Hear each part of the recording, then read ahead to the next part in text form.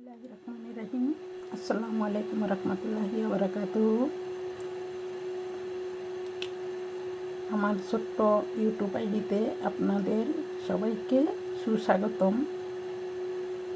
আজকে আমি একটু ছোট্ট করে একটি ভিডিও ক্লিপ শেয়ার করব আপনাদের সাথে। প্লিজ স্কিপ না করে ভিডিওটি দেখবেন। আজকে দুপুরে রান্নার জন্য আমি নিয়েছি চিংড়ি উইথ উস্তা, একটু মাখা মাখা ঝোল রান্না করব। দেখুন, চিংড়ি মাছগুলি আপনারা এই জায়গা দিয়া একটা বড় রক্তা কেটে ফেলে দিবেন। আমিও ফেলে নিয়েছি। এবং থাকছে সিম, আমি ভালো মতো কেটে কুটে ধুয়ে নিয়েছি এবং কাটাকাটি করে ভালো মতো ধুয়ে নিয়েছি। সাথে দুটো আলু দিয়েছি, লাল আলু ভালো লাগবে। এবং রান্না করব মাছ দিয়ে মাখা মাখা ঝোল, সাথে টমেটো এড করবো, ধনেপাতা দেব। দেখতে থাকুন, সাথে থাকুন। প্লিজ ভিডিওটি স্কিপ না করে পুরো ভিডিওটি দেখবেন। লাইক, কমেন্ট, সাবস্ক্রাইব এবং শেয়ারও করতে পারেন। ফিরে আসলাম রান্নায়। দেখুন, উস্তা উইথ চিংড়ি মাছটা রান্নার জন্য আমি অফ ক্যামেরায় মশলাটা কষিয়ে নিলাম। আজকে একটু হলুদ বেশি দিয়েছি, কারণ আমি টমেটো অ্যাড করবো না। আস্ত কয়েক টুকরা রসুন দিয়েছি, কয়েক ফালি, এবং দুটো কাঁচামরিচ নিয়েছি এবং চিংড়িগুলো এবার অ্যাড করে দিব। আপনারা এভাবে রান্না করে খেতে পারেন কম মশলায়। উস্তার ঝোল শরীরের জন্য খুবই ভালো।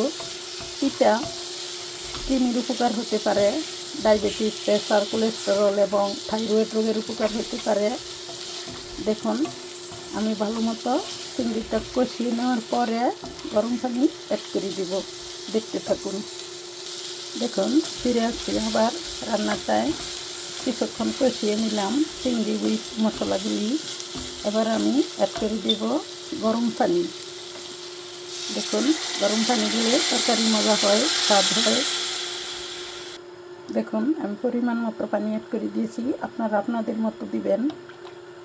আর লবণ একটু কম দেওয়ার চেষ্টা করবেন, কারণ উস্তা তো এমনিতে তিতা, লবণও তিতা।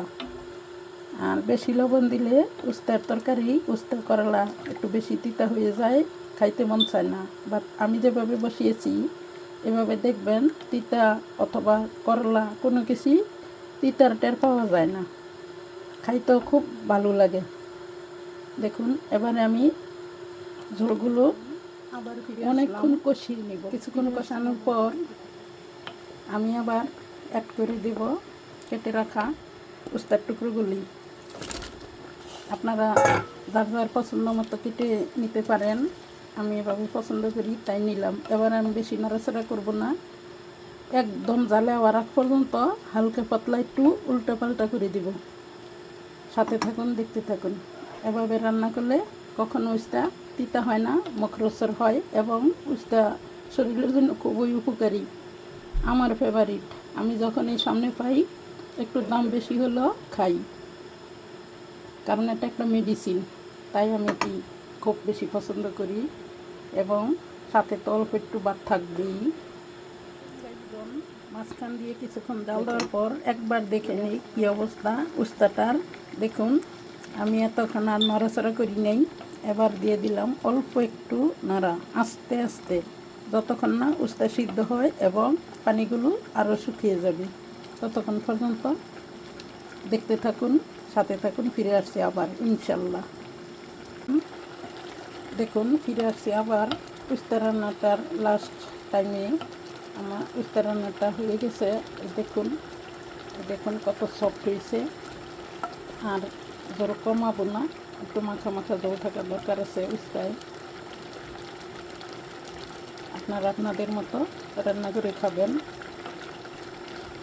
সকল শাকসবজি প্রতিদিন খাবেন, পানি খাবেন একটু পরিমিত বেশি, এবং পেটের 3 ভাগের 1 অংশ খাবার খাবেন, 1 অংশ পানি আর 1 অংশ খালি রাখবেন। সুন্নতি খাবার, যেটা আমাদের নবী সাল্লাল্লাহু আলাইহি সাল্লাম খেতেন এভাবে। দেখুন, আর এদিক দিয়ে দেখুন বাটার নাটক হয়ে গেছে। দেখুন একটা ধরাই আমি সিম, আলু এবং কলিফ্লাওয়ার অথবা ফুলকপি টুকরোগুলো কষিয়ে নিয়েছি কিছুক্ষণ।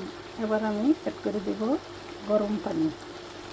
আপনারা সবসময় সব তরকারিতে গরম পানি ব্যবহার করবেন, তাহলে রান্না একটু দেখুন আমি একটু টমেটো সস ইউজ করে নিয়েছি, হাতে বানানো, লাল টকটক, বেশি দেই নাই, অল্প। এবার ডেকে দেব।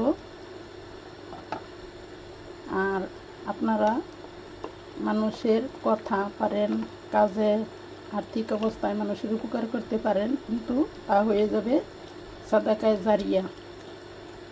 আমার অনেক আত্মীয় আছে আমাদের অস্বীকার করেছে আপনজন, এবং আমার আরেক আত্মীয় কথায় কথায় বলে মৃত্যুর মধ্যে চা খাই, শুক্রিয়ার সাথে খাই। তাই আমার কাছে যে খাবারই খাই না কেন ওইটাই ভালো খাবার।